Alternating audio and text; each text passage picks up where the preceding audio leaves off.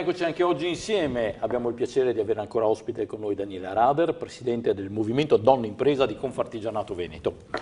Voi qualche settimana fa avete presentato dei dati a Roma sullo stato dell'impresa, ovviamente visto soprattutto dal punto di vista femminile. Allora, cominciamo dando un giudizio complessivo se stanno cambiando le cose nel nostro paese.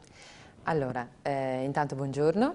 Il giudizio complessivo è, per quanto riguarda l'imprenditoria femminile, noi abbiamo le imprese femminili in crescita a livello paese. Ovviamente queste imprese sono oggi circa 1,5 milioni in tutta Italia. Ne abbiamo circa 200.000 in più della Germania, che ovviamente come paese di riferimento a vari livelli può essere preso. Quindi dire che siamo più emancipati? No, diciamo che c'è una caratteristica, una propensione particolare delle donne per fare impresa e quindi questo deve essere a mio avviso un incentivo per andare a progettare politiche per l'imprenditoria femminile, sia che siano di sostegno all'impresa, sia che siano di sostegno alla famiglia e soprattutto a tutte quelle donne che sono impegnate nel lavoro sia dipendente che non. Da questo punto di vista la nostra ricerca dice che pur in un contesto economico molto difficile le imprese sostanzialmente hanno tenuto, abbiamo una riduzione dello 0,2% che risulta essere Parliamo di imprese artigiane? Di imprese artigiane femminili che risulta essere ovviamente limitata come riduzione rispetto invece a una riduzione molto più consistente delle imprese in genere, magari a guida maschile. Da questo punto di vista quindi vuol dire che l'impresa piccola, l'impresa che ovviamente cerca di essere flessibile, la creatività che è propria delle donne che poi la possono sviluppare come professione o come impresa, risulta essere nel nostro territorio in modo particolare ancora un elemento di pregio su cui investire e su cui ovviamente cercare di andare a limitare tutti quei balzelli che ovviamente colpiscono tutte le imprese ma in modo particolare quelle femminili. Ma cosa vuol dire un'impresa al femminile?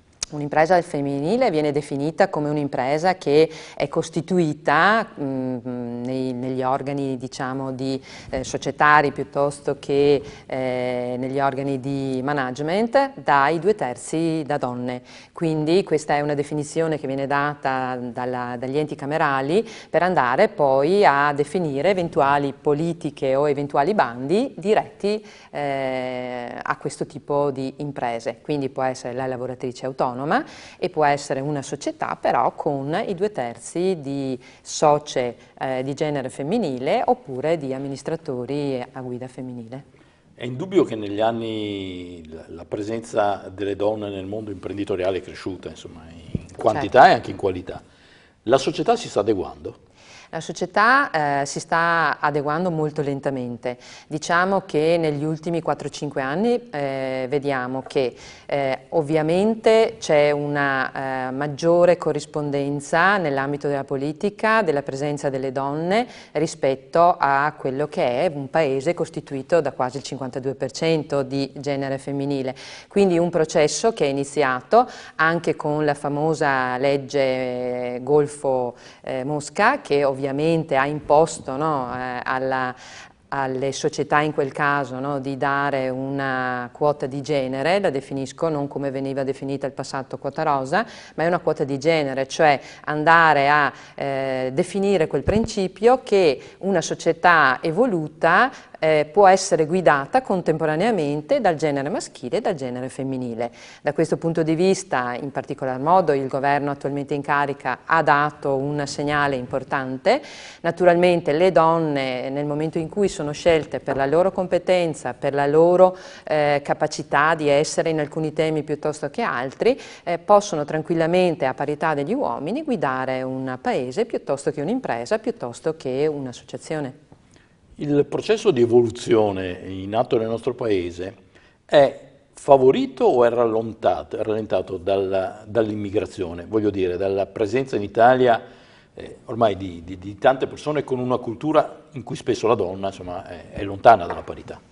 Allora, questa è una bella domanda. Le dico, a mio avviso il processo non è molto veloce già perché siamo in Italia e di conseguenza il nostro obiettivo di cittadine e di donne imprenditrici è quello di velocizzare, no? Di incidere sulla velocità di questo processo.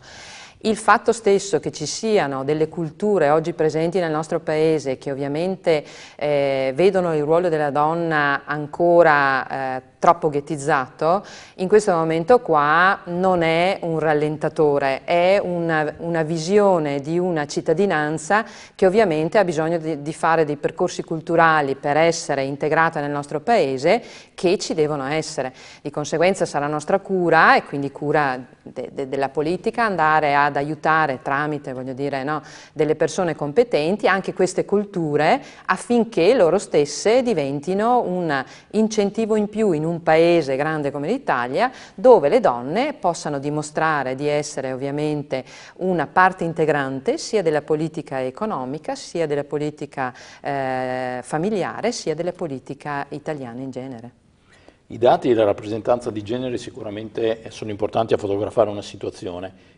Quanto lei prima ha detto rispetto alla presenza delle imprese al femminile, secondo lei corrisponde alla realtà o una percentuale rilevante sono sostanzialmente prestanome? Allora, lei parla di aziende italiane? Aziende italiane al femminile. Allora, no, le aziende italiane femminile sono aziende italiane condotte da donne. Probabilmente nei tempi passati, quando c'erano ancora sì, le imprese familiari e così via, questo poteva essere un fenomeno ovviamente più presente. Oggi queste sono censite come imprese femminili. Le dico anche che una volta all'interno delle Camere di Commercio non si censiva l'impresa maschile e l'impresa femminile. Da un po' di anni questo avviene e quindi questo ci rende molto più tranquilli sui dati che oggi andiamo a riproporre. Le affermazioni di principio sono importanti ma devono camminare su gambe solide. Ci sono nella società ancora differenze nel rapportarsi con una imprenditrice piuttosto che con un imprenditore, ad esempio nell'accesso al credito? Allora, esistono delle ricerche che dicono di sì. Da un punto di vista pratico, se lei parla col sistema bancario, avevamo ospite una rappresentante dell'ABI, dicono che non è così. In realtà non è così probabilmente sull'applicazione di un tasso di interesse su un conto corrente, ma questa differenza spesso avviene nella richiesta delle garanzie. Allora, da un certo punto di vista questa è una cosa da superare, le dirò di più, come Confartigianato Donna Impresa e Sistema Confartigianato abbiamo lavorato per circa un anno per riuscire a firmare un protocollo d'intesa con ABI in questo momento qua e con i ministeri delle pari opportunità e dello sviluppo economico per l'accesso al credito delle imprenditrici femminili.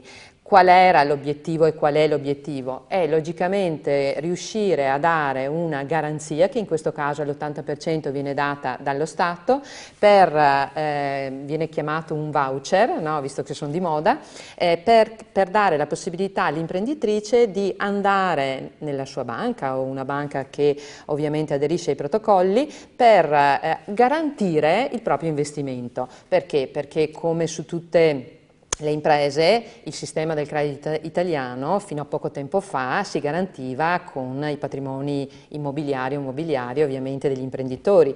Da questo punto di vista, soprattutto nelle giovani generazioni, esiste un profondo problema di accesso al credito nel momento in cui il sistema si basa ancora su queste logiche qua. Ecco, da questo punto di vista, quindi questo fondo di garanzia che è praticamente di 20 milioni di euro ha dedicato alle imprenditrici, pensiamo possa essere ovviamente un punto di partenza per limitare questo gap.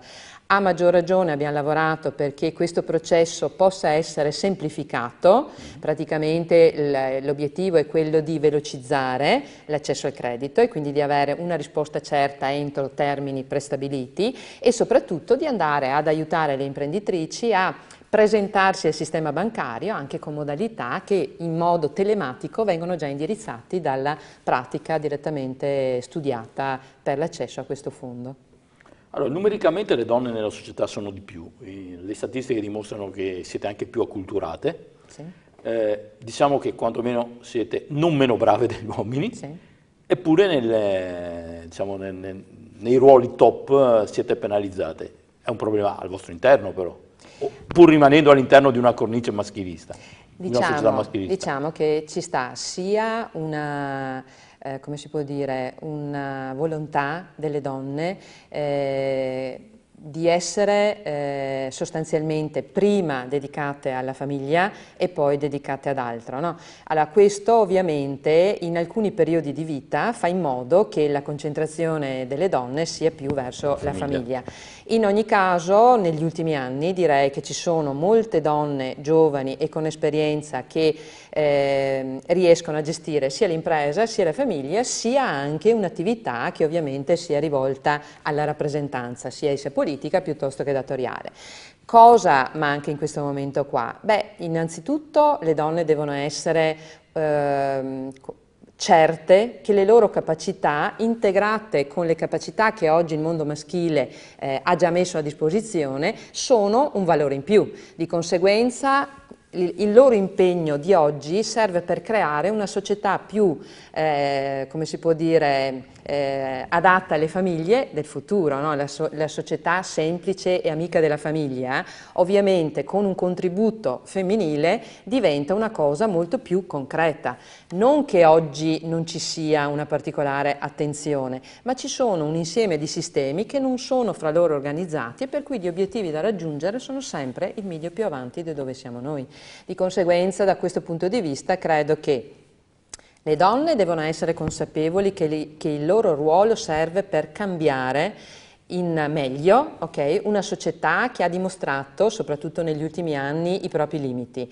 Da questo punto di vista, ognuna di noi ha la responsabilità e deve avere la consapevolezza che contribuire non è appropriarsi di una sedia, ma è essere in grado, tramite il potere, di determinare il cambiamento. Grazie a Daniela Radar, che ricordo essere la presidente del movimento Donne Impresa di Confartigianato Veneto. Grazie a lei. Le idee chiare non mancano. Grazie. Molto gentile. Alla prossima.